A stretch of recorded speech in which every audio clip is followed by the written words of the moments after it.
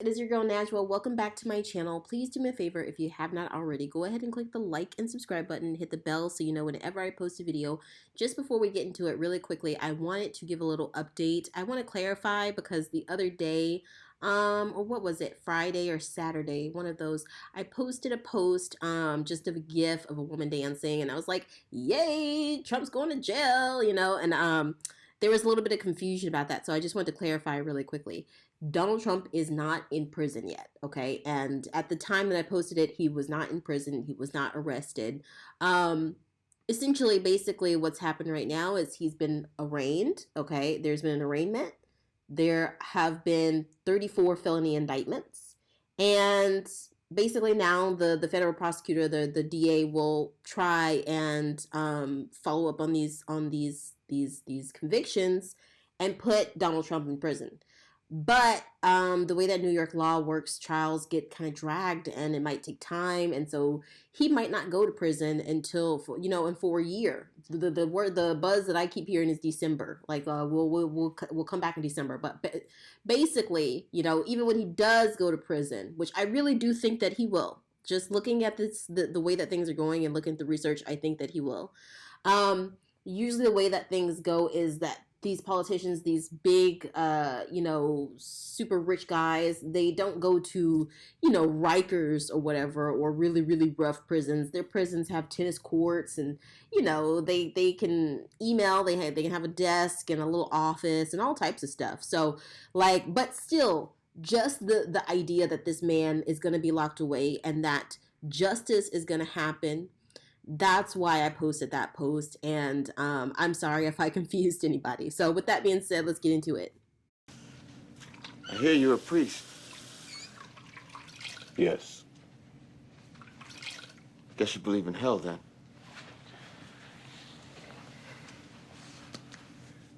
For a brief time, I served in a small parish in England. Every Sunday after Mass, I would see a young boy waiting at the back of the church. And then one day, the boy confessed to me that he had beaten his dog to death with a shovel. And he said the dog had bitten his baby sister on the cheek, and he needed to protect her. And he wanted to know whether he would go to hell for this.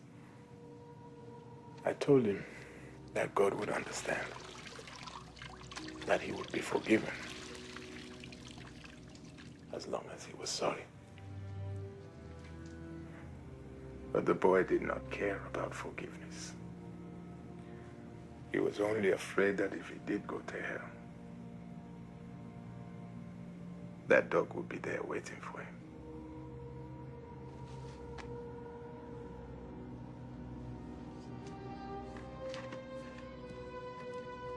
Hi guys, welcome back to my channel. This is your girl Najwa. If you have not already, please go ahead and hit the like and subscribe button, click the bell so you know whenever I post a video.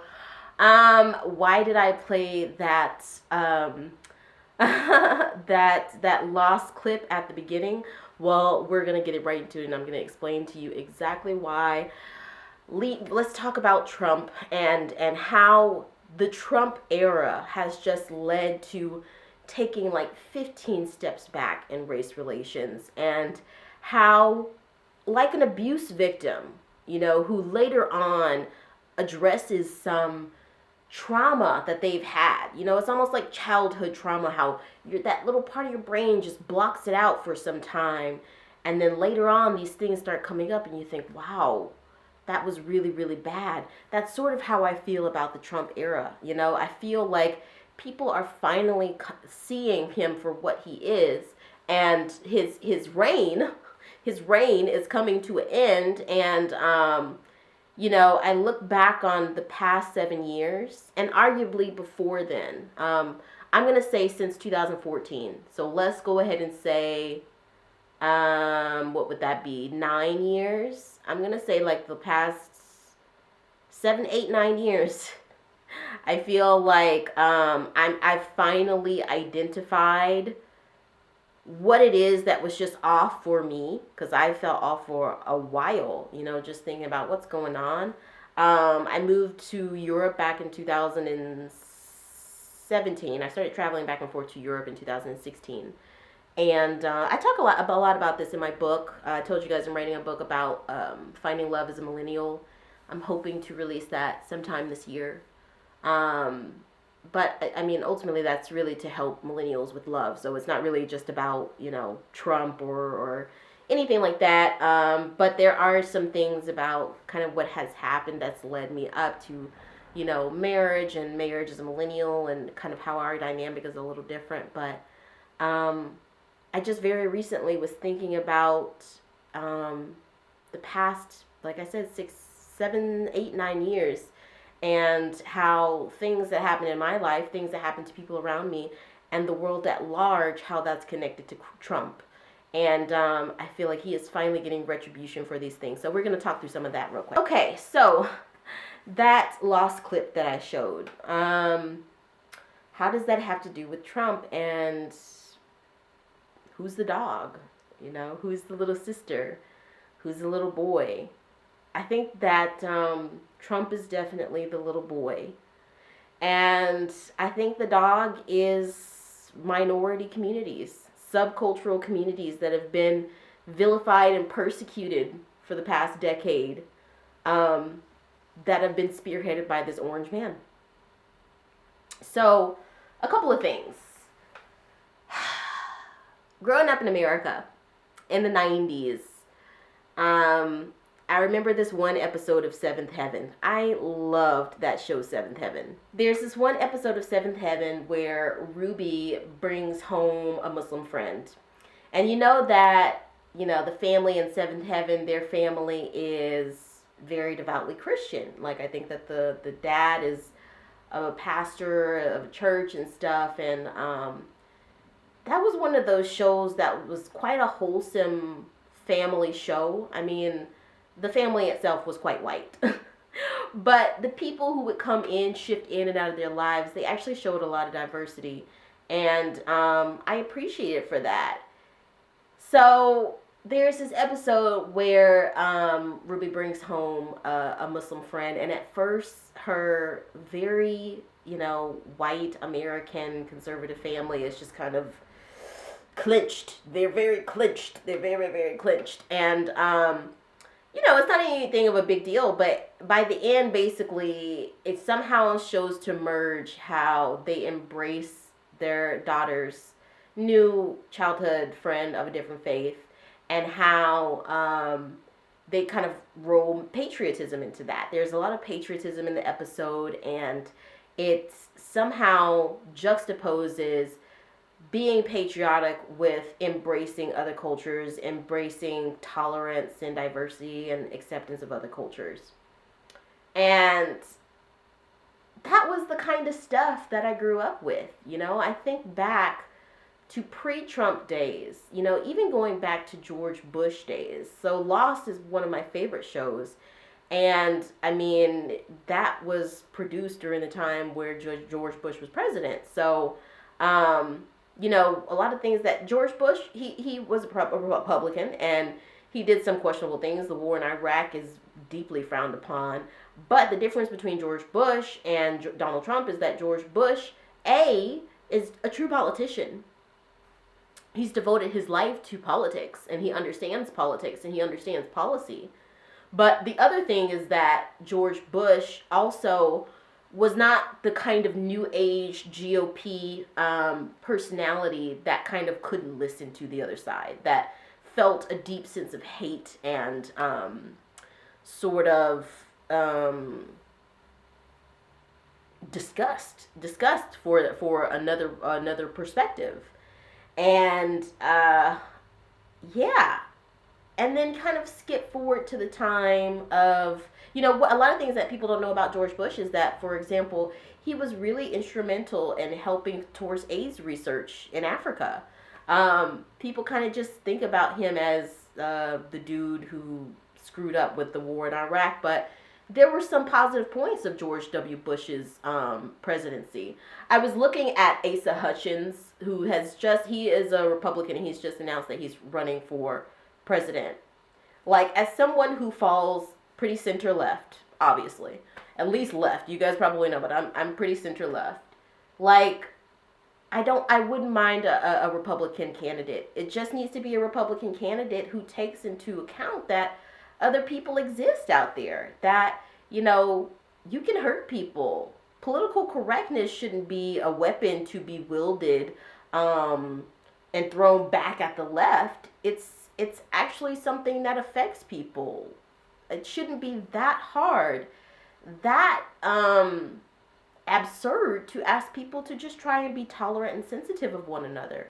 I feel like there existed a time in the US where that was understood. I feel like even during Republicans' presidencies in the past, like George W. Bush, like even Ronald Reagan, at least there was some acceptance of, okay, that there are perspectives outside of mine and we have to find some sort of compromise. With Asa Hutchins, I'm just excited about the fact that there could be another Republican like that running for president. I don't know much about Asa Hutchins yet, so I'm going to have to continue to do more research and understand who he is and things like that. But if that's the way that the country is leaning towards, if the country is leaning towards a Republican vote, okay. But let's let this vote be something that encompasses the needs of all Americans as a compromise. It can't just be one-sided. Anywho, I remember Obama's presidency and actually volunteering, like I told you guys before, for the 2008 campaign and going house to house and talking to people about Obama. I remember his speech about hope and those hope posters that were posted everywhere. I remember just how at that moment in time the country felt so moving towards a point of progressiveness. Now, okay, I just talked about kind of growing up under Clinton, under George W. Bush, under Obama, and the feelings in society. I'm going to say, I'm 31, I was born in 1991, and I'm going to say up until 2015, 2016, I always felt like I was accepted by society, American society, as just a creative, intelligent young woman. There was never any just like a black, creative, intelligent young woman. It was basically just like a creative, intelligent young woman. And because of that, I was able to go to art schools. I was able to go to a liberal arts university. I penetrated into a career in advertising, and I worked among a diverse set of groups. But I noticed something in 2016. Now, between 2013, I would say, because I didn't graduate college, I didn't graduate university until 2014. But between 2013, I probably had my first internship somewhere between 2012 and 2013. And by 2016, I had pretty much been established in my career. I got my first job a week out of graduating from university back in 2014. And my career just started to grow and grow and grow from there. In my initial internships, my initial jobs, and again, these were all under Barack Obama's presidency. Now, growing up, like a lot of stuff had developed throughout my late teens and my early adulthood to where you saw more minority faces on television, things were getting more diverse and more and more and more. So during my childhood, there definitely was that level of just like a lot of whitewashing. But at the same time, I feel like the U.S. was striving. It was striving to be better in terms of diversity. And my mom talked about race a lot while I was a child. But it mostly was, that's where I was hearing things about race, negative things about race, negative things about persecution of minorities and things like that. It was mostly coming from my parents, explaining that stuff happens and to just be on the lookout for it. But I don't ever remember experiencing that in my childhood, except for, I don't know, maybe little subtle things. But nothing really, really stands out. And, I entered into my career, which is a creative career, and it was was great. People were receptive to the work that I did. They were receptive to my personality. I was deemed as someone who was easy to work with, as someone who was respectful, as someone who was hardworking. And then I noticed something around 2016. And at this point, like I said, I had been working within the corporate space for at least about 3 years at that point, including internships, but still working. And at about 2016, I noticed little subtle things started happening at work. I was a token. So I was the only Black creative in the departments that I would be working in. B, I noticed that I got kind of picked apart and nitpicked at for things that I didn't see my white colleagues being nitpicked apart for. Saying things like I didn't read through emails fully, which wasn't true. Saying things like, just little subtle digs that started to pop up in 2016. So at this point, I've been working for about 3 years in my career. I'd already graduated from university, and I already also studied at a portfolio school where I worked with a lot of different really good creative directors in advertising. And I was getting paid a lot of money. And so I was very talented enough to sort of be fast-tracked into that part of my career. Like, I feel like because of my education and my experience, I got a lot further, a lot faster than some people. So that kind of enabled me to start freelancing early on. So I told this story in another video. Basically, when I started seeing those little subtle digs, and remind you, this is 2016. So at this point, Donald Trump has already announced that he's running for president. He's already announced, he's already actually in the White House, I think, at this point. And I actually went and looked on Google, and an article from the BBC from 2014. At that point, Donald Trump was already discussing running for president. He was already discussing running for president, and he was already talking about Make America Great Again back in 2014. So this was brewing up from a very, very early start. 2016 rolls around, and the entire, let me see, how old was I in 2016? 25? Yes, 25. The entire 25 years of my life before 2016, amongst racially multi-diverse groups and work settings and diverse school settings, I have been deemed as someone who was respectful, who was hardworking. You're getting where I'm going, right? And then all of a sudden in 2016, I started experiencing these things within the workplace that were just a little bit off. Kind of making me seem like I was really, really inexperienced but arrogant. Making me seem like I was very aggressive when I was not.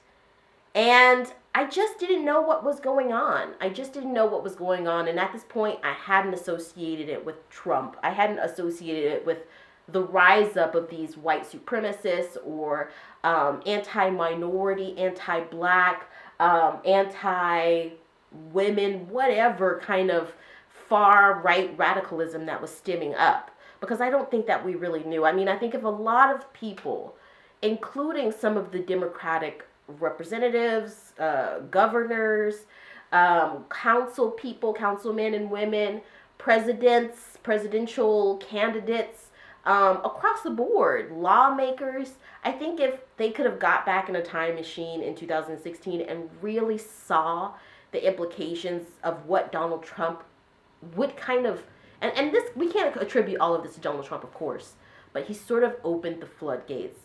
If I and many, many, many politicians could go back and talk to themselves in 2016, they would say, watch out.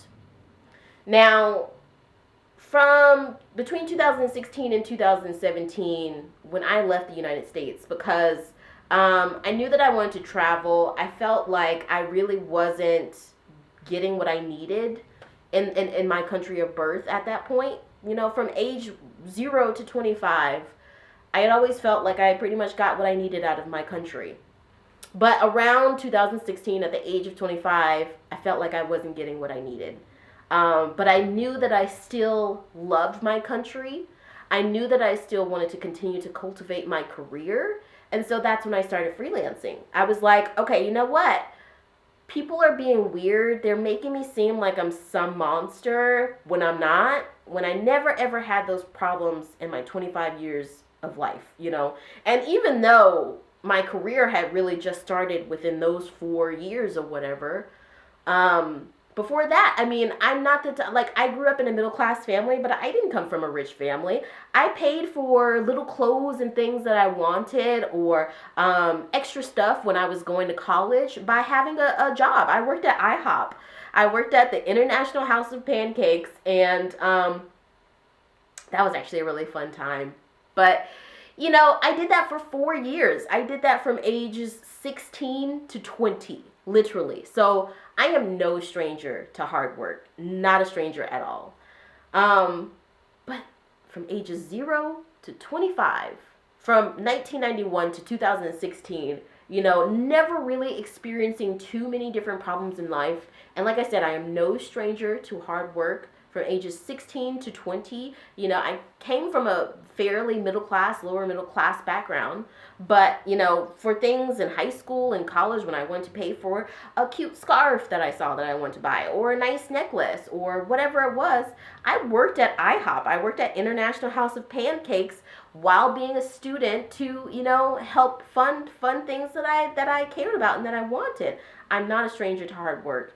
And respect for authority was something that was instilled in me from a young age, like many Americans that I know. So it just was really, really, really strange to me, this turn of events.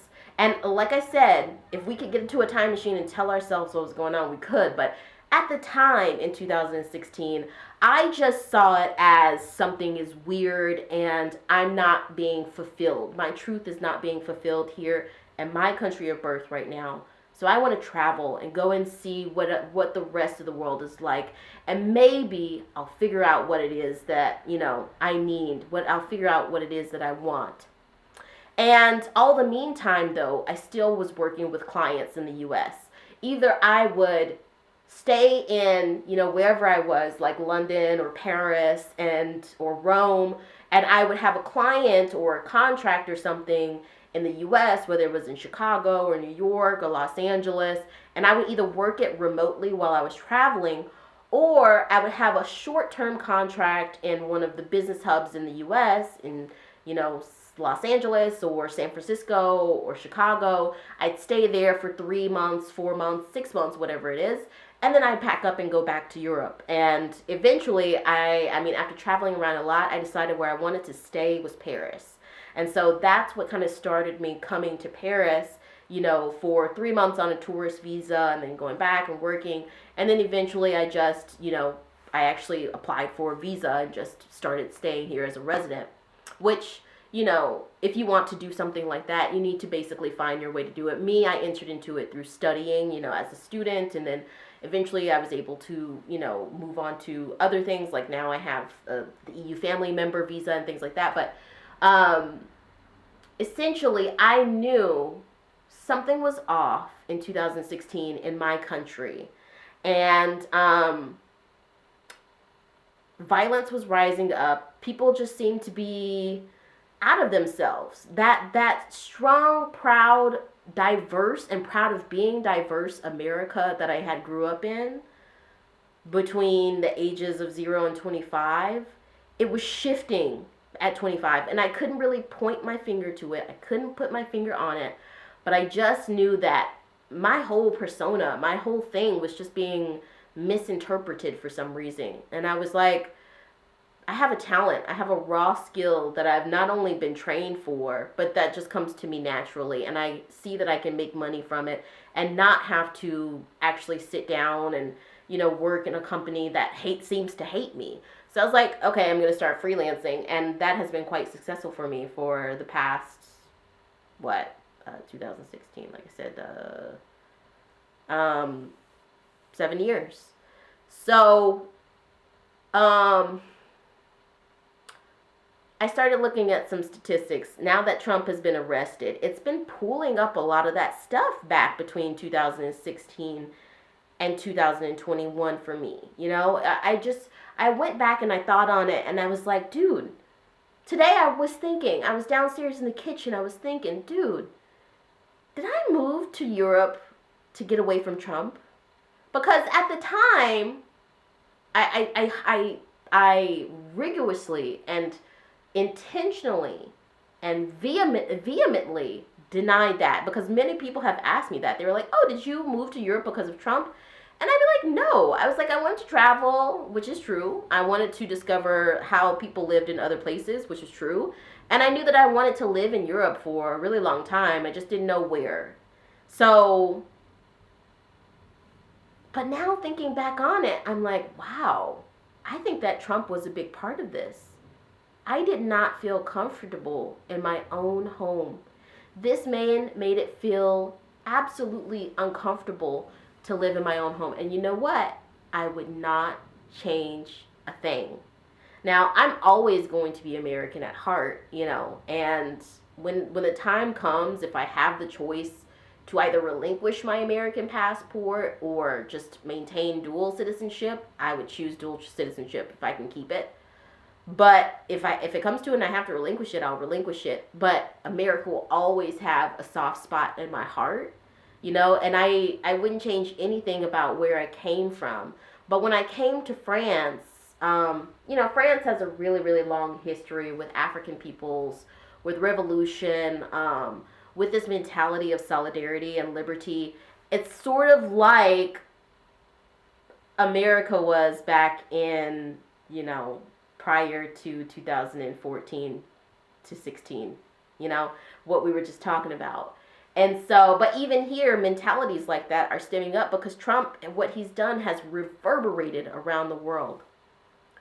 But, you know, anywhere that you go, racism and xenophobia and sexism is going to exist. And so you can't just run away from it. And something that I have learned as I've gotten older is I'm rejecting people's projections on me, people's projections that I'm difficult or aggressive or egotistical or entitled.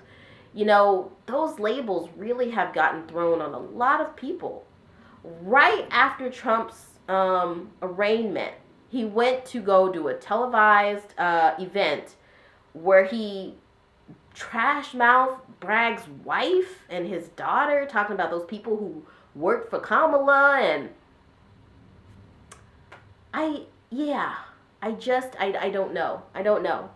And so, today I went and I just wanted to look a little bit into this more. I'm like, dude, did I move to Europe to get away from Trump?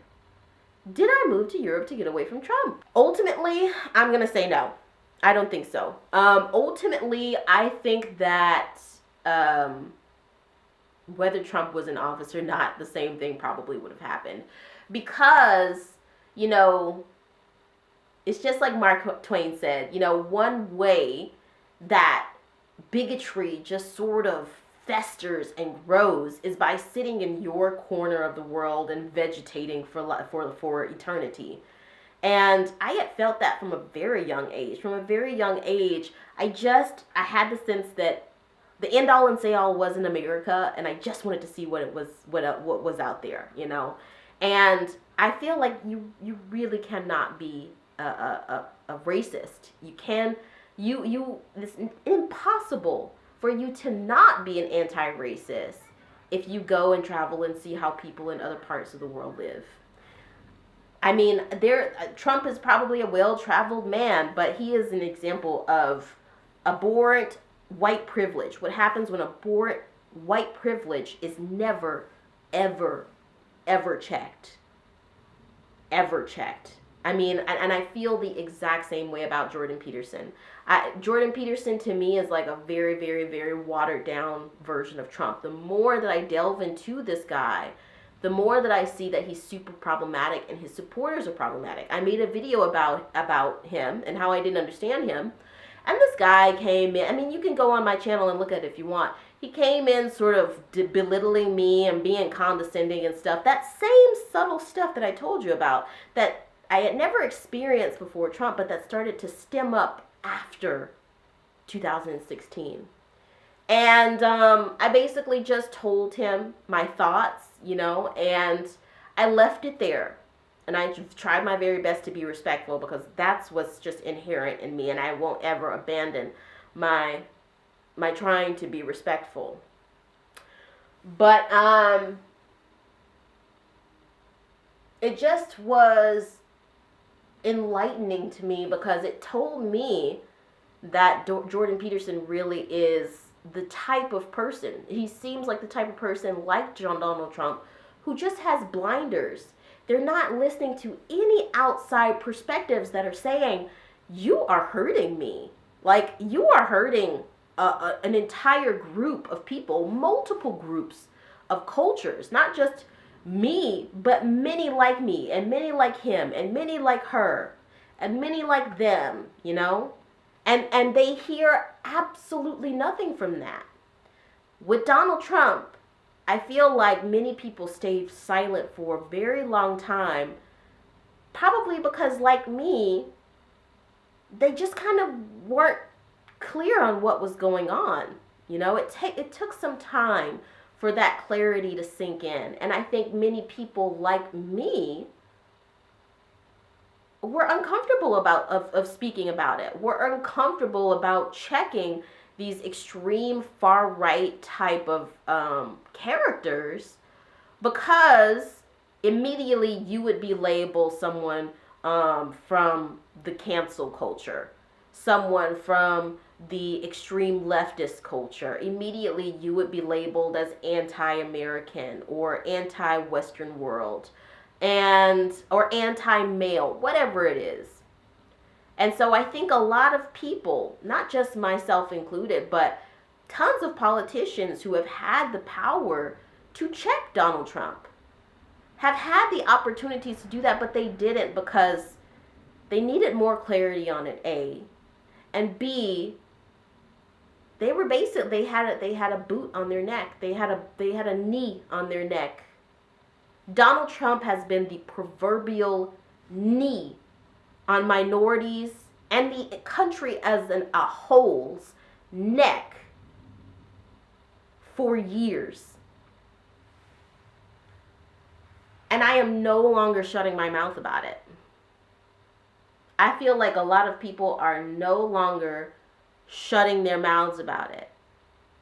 And since Donald Trump has become president, I've now put all the pieces together and I feel like I have the puzzle pieces of success and I see it all. I see it all and I gauge it all with a clarity that I have never ever had before in my life. The question is now, what do you do with that clarity? But I see that black women, because I'm speaking primarily from my own perspective, but I want to speak about Asians, I want to speak about Muslims, I want to speak about Mexicans, and I'm going to speak about it. I'm going to speak about all that stuff. But just starting with where it really hits home. Black women are the number one targeted group on social media. I have the video in the description. Just look in the comments. Now, I have a lot of source material, so might take a while to find it, but it's a video from Roland Martin. Or just go on Google and search Roland Martin. Black women are the most targeted group on social media. The most targeted women on social media. And in December, me supporting Meghan Markle has been one of the biggest indicators and one of the biggest pieces of evidence that reveals this to me, because I put out a video saying that I support Meghan Markle, and I thought I would have got people saying, hey, yeah, I thought that was weird too. I support her too. I got a slew of crazy trolls, crazy trolls. And I followed other channels that talked about this. Now, the black channels, especially the black women channels, their competence was questioned the same way we said. They were labeled as aggressive. They were labeled as stupid. They were labeled as misguided. But for example, the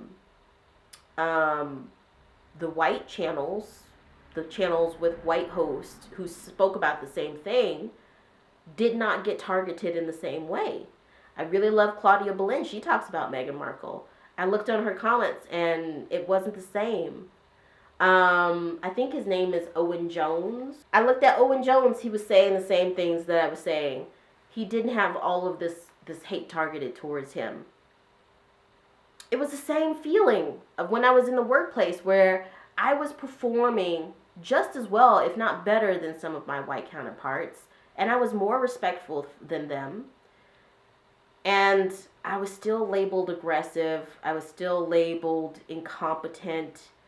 And I just was like, what is going on? Again, ages 0 to 25, I never, ever, ever experienced anything like this. Anything. So, with that being said, we know what it is. It's not all Trump's fault. I'm not going to sit here and say everything is Trump's fault. But he opened the floodgates. And unless we close it, unless we have enough courage to speak out and say something and close it, these personalities will keep popping up and people will feel like it's the right thing to do. So, when I started looking into this, I looked at a few videos about hate crime, and unfortunately, as far as video content, a lot of the stuff speaking about the increase in hate crime since Trump's era, and I'm going to say era because his presidency ended in 2020, but it's 2023, and we basically still trying to break up with this man. It's basically like when you have a stalker. I know every woman, like women know that. Sometimes you shut a man down, and he's not taking no for an answer. He's stalking you on Facebook, trying to add your mom as a friend on Instagram, and you just gotta block.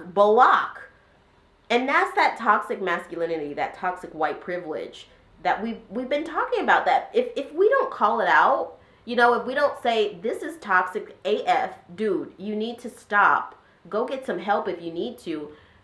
People will just keep going. Trump has kept going.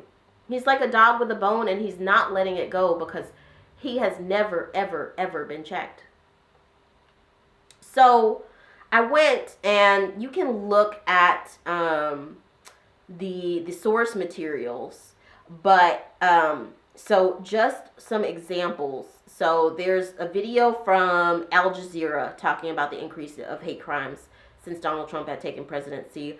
David Pakman addresses it on his channel about 2 years ago. Trevor Noah addresses it some time ago. The Griot Politics, Gravitas, Newsmakers, and many, many others all agree. They've been talking about this. Just go down in my comments and look at the source materials. Some explicit examples of how Donald Trump has been the conduit of an increase in hate crimes in America. First of all, the Mexican ICE camps. You guys remember that stuff? Him building a wall between America and Mexico, and vilifying Mexican immigrants who have been totally peaceful peoples and an important part of the economy for a very, very long time, who other presidents have handled the situation with delicacy and class. You know, one of Donald Trump's favorite words, classy, and yet he is so unclassy. You guys remember that? 24 people died in those ICE camps. 24. Okay, moving on. Charlottesville. Do you guys remember Charlottesville? Yeah, somebody died. January 6th. What was that, 5 people that died? This man dropped bodies. Because of this man, bodies dropped. Domestic terrorism has increased. We're going to look at that in a second, but hold on. Some implicit examples. So, increase of police brutality against minorities. Less jobs for minorities. Less quality health care for minorities. I feel so stupid that I didn't notice it earlier, because I would have been rallying a long time ago. So, these people who committed those acts like Charlottesville and things like that, you know, I do have, I'm a human and I have compassion, and I try to live as the way that the Bible encourages us to, which is something that so many of these people on the far right say that they expect as well. People to have Christian values, yet they don't. They practice violence. And then they say that they expect, what do they say? They say that they're the party of law and order. And there's so much violence, disorganization, just absolute craziness among the right now. Maybe not 20 years ago, but now.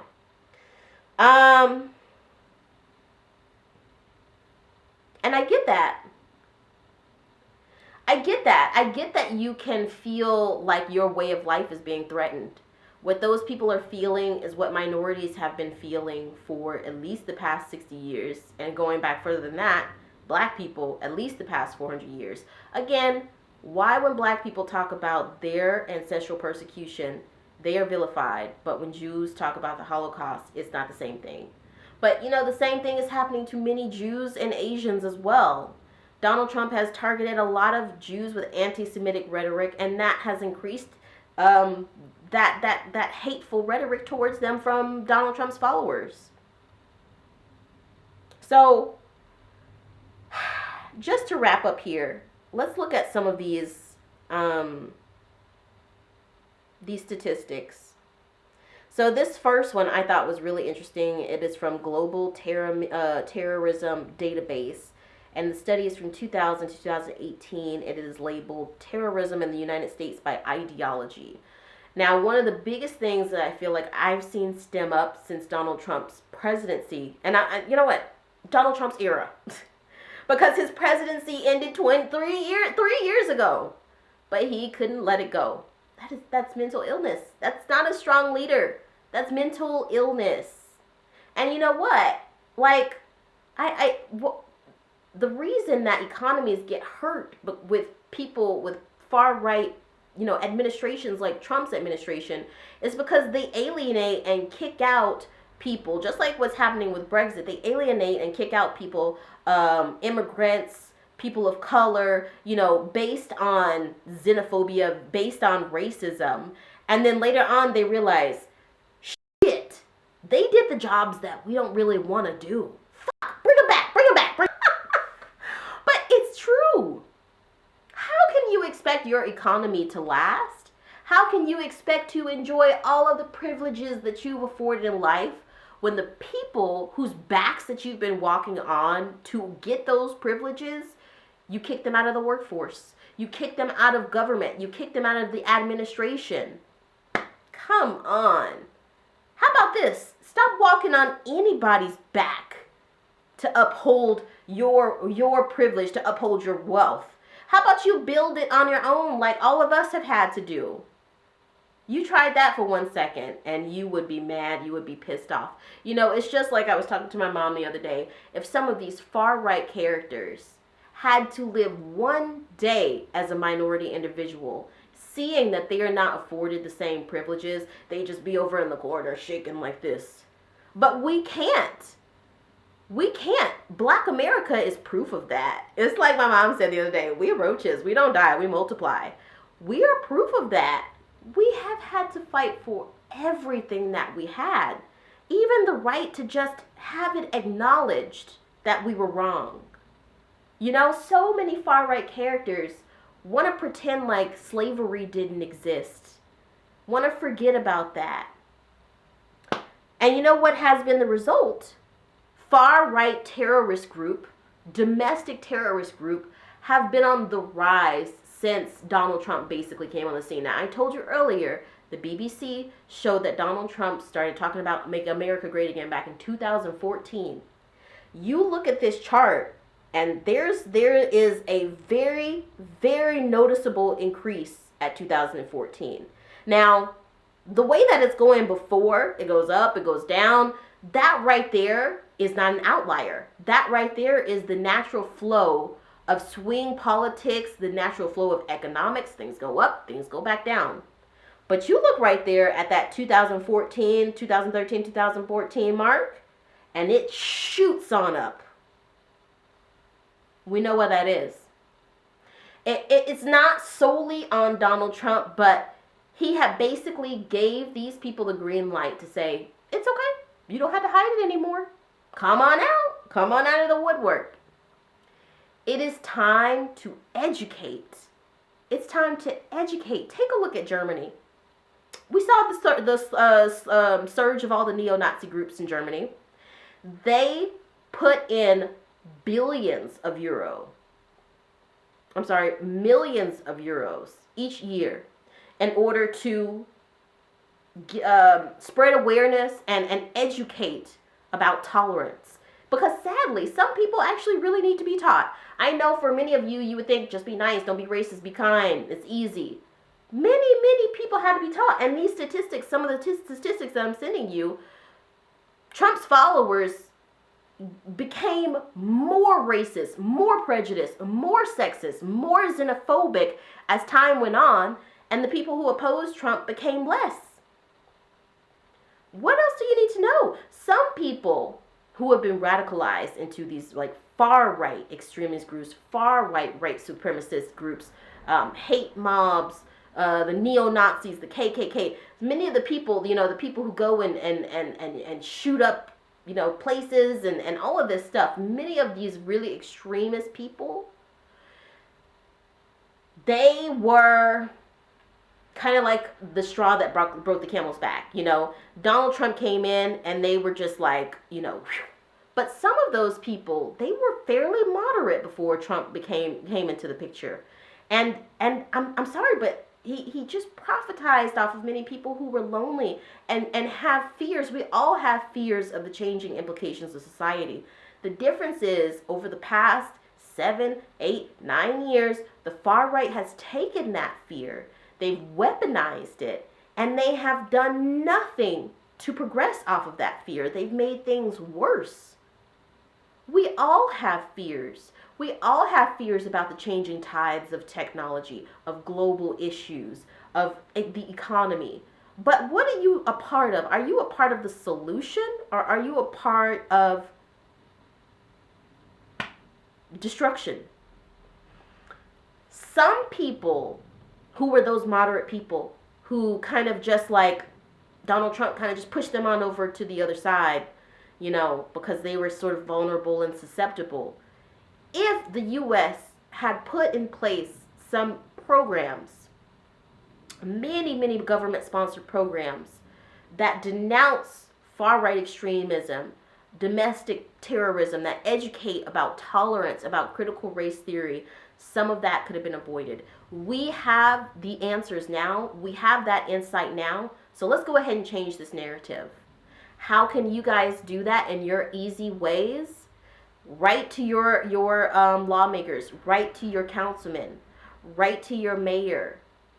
Write to your legislators. Write to your representatives. Vote.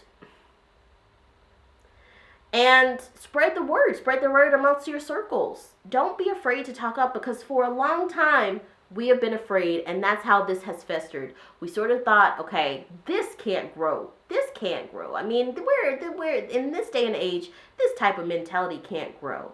And we saw that leaving things to God, leaving things to common sense, hoping people would sense that faith, because so many of these people claim to be Christian, hoping that, common sense would kick in and faith would kick in. It has not happened. Don't let it happen again. And Marjorie Taylor Greene has come out and said that Donald Trump is like Nelson Mandela or Jesus. I mean, the depths of their delusions has seriously no end. So this next one, the next chart shows the number of U.S. terrorist attacks plot by perpetrator orientation. Again, you see it really goes crazy in 2020.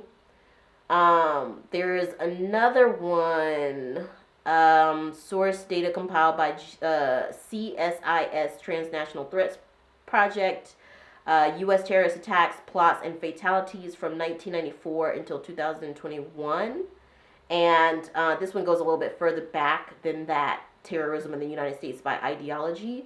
And again, you see that during Clinton's presidency, Bush's presidency, Obama's presidency, U.S. terrorist attacks, plots, and fatalities were fluctuating, but it was nowhere near as high as 2014 on. So you have your answer there. Hate crimes exploded during the Trump era. We now have the chance to do something about it. Please do something about it. Speak up. Write to your lawmakers. Write to your legislators. Vote. And don't be silenced. Don't be afraid of those violent criminals out there, because at the end of the day, that's what they're, criminals. Don't be afraid to stand up for what you believe in, because you know what? It doesn't just end with us.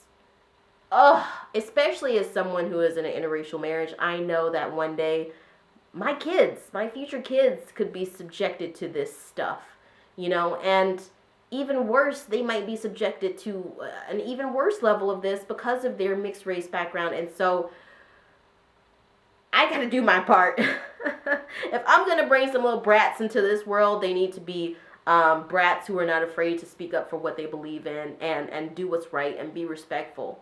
And not allow themselves to be knocked down by what's wrong, what's morally wrong. We have the chance to make things better for generations to come, in other words. And it starts with something very simple, and it's having the courage to speak up. So don't let yourself be silenced. Donald Trump is finally getting that check that he needed a long time ago. And I hope that this mentality continues to get that check that it needs. So with that, I'm going to leave it there. Guys, let me know what you think in the comments. I will see you in the next video. If you have not already, please do me a favor. Go ahead and click the like and subscribe button. Hit the bell so you know whenever I post a video. And I'll see you next time. Okay. Bye, guys. Bisous. Bye. Bye. Bye.